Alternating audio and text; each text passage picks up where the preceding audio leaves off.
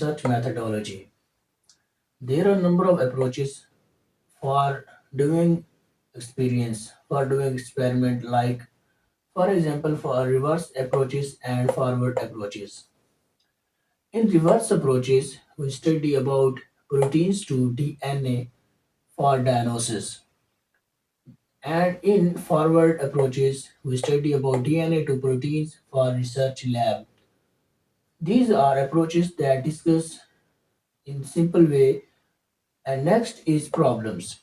Which kind of problems that affect our naturally our body that are diagnosed by research methods.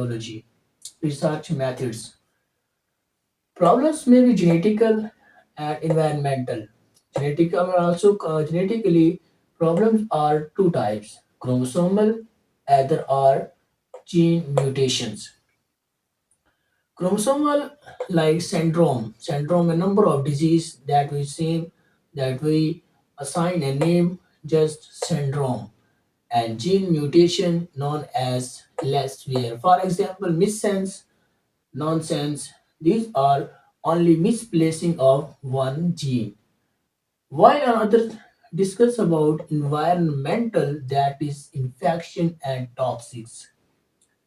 Infections are also we can alternate word with biotefactors that can be RNA, DNA, bacteria, viruses, fungi, protozoa, and on the other side are toxics that are abiotic factors. Toxics that is chromium, maybe lead or any other metals. Their penetration route in our body is through food, by water, through air, by skin.